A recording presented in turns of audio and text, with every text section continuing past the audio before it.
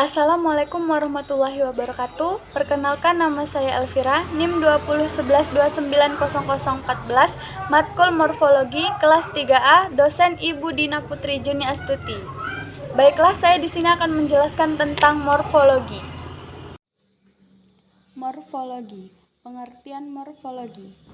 Morfologi atau ilmu bentuk kata adalah cabang linguistik yang mengidentifikasi satuan-satuan dasar bahasa sebagai satuan gramatikal.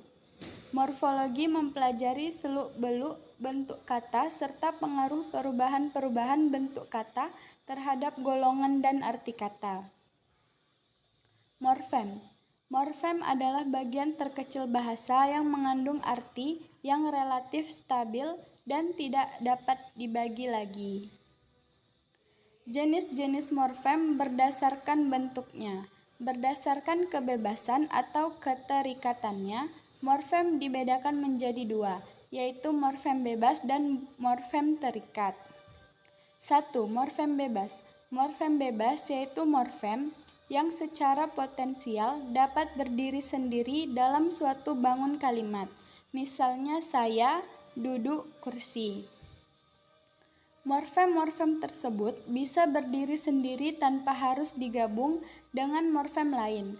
Morfem bebas biasanya berupa kata dasar atau akar kata, meskipun ada juga kata dasar yang berupa morfem terikat. Akar kata atau kata dasar disebut juga dengan morfem dasar. 2. Morfem terikat. Morfem terikat yaitu morfem yang tidak bisa berdiri sendiri dan tidak selalu terikat dengan morfem lain untuk membentuk ujaran, misalnya ber, meng, kan. Morfem-morfem tersebut harus terikat dengan morfem lain agar bisa berdiri dalam sebuah kalimat, misalnya berteduh, menganalisa, dan sebutkan. Morfem terikat bisa berupa afiks, klitiks, morfem unik, atau akar kata. Akar kata atau kata dasar disebut juga dengan morfem dasar, sedangkan kata dasar yang berupa morfem terikat disebut juga morfem dasar terikat. Contoh morfem terikat yang berupa afiks: me, kan, an. Contoh morfem terikat yang berupa klitik: ku, mu, nya. Contoh morfem terikat yang berupa morfem dasar terikat: juang, temu, gurau. Contoh morfem terikat yang berupa morfem unik: petas, gulita, dan siur. Artinya, morfem-morfem tersebut hanya bisa berkombinasi dengan morfem tertentu, yaitu petas pada beras menjadi beras petas. Begitu juga dengan gelap gulita dan simpang siur. Jenis-jenis morfem berdasarkan keutuhannya. Berdasarkan keutuhannya, morfem dibedakan menjadi dua, yaitu morfem utuh dan morfem terbagi. Morfem utuh. Morfem utuh adalah morfem yang susunannya utuh atau tidak terbagi. Contoh: lari, pergi, angkat, lantai. Morfem-morfem tersebut utuh susunannya dan tidak terbagi atau terpisah.